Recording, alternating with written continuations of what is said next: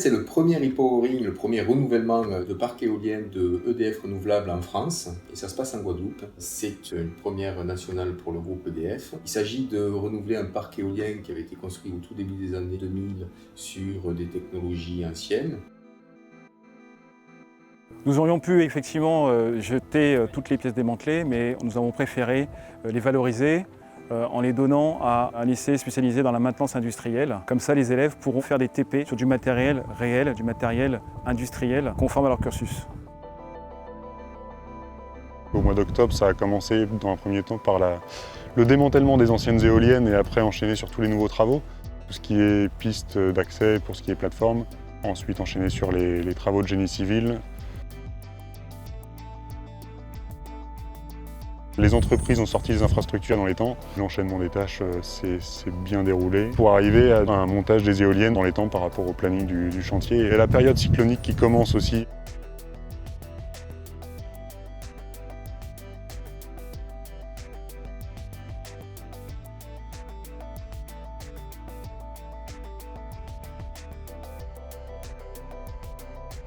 Il a fallu réaménager certains ouvrages sur la partie publique et les parties du parc qui étaient destinées à des éoliennes qui étaient beaucoup plus petites mais qui étaient 3 fois plus nombreux.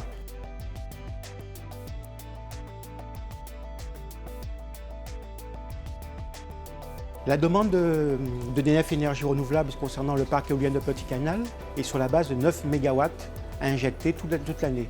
C'est à l'hypothèse de l'offre de raccordement de référence. Sur la base de cette solution, on est obligé de créer un nouveau départ de 15 km. En proposant l'offre de raccordement alternative à puissance modulable, on permet, avec accord du producteur, de limiter sa puissance dans des périodes de l'année où le réseau est congestionné. Et grâce à cela, ça évite de construire un ouvrage onéreux, qui est ce départ de 15 km, et ça permet de faire une économie substantielle sur le raccordement.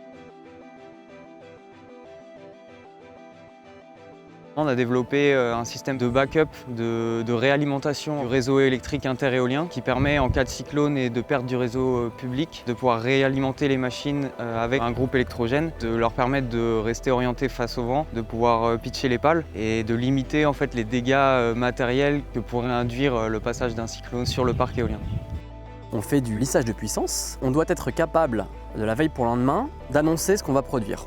Il faut que la production que vous envoyez sur le réseau respecte ce que vous avez prévu à 15% près. On utilise des batteries qui viennent absorber ou injecter pour compenser les intermittences de l'éolien. Nous arrivons à la fin des travaux de cette première tranche de renouvellement du parc éolien de Gros Cap. Ma fierté, c'est en tout cas la bonne collaboration avec la société EDF Énergie Nouvelle.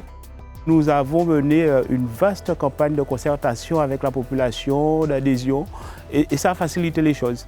Et donc, j'encourage tous ceux qui ont de tels projets à aller dans ce sens, et de manière à ce que la population puisse s'approprier de tels investissements et de tels projets sur leur territoire.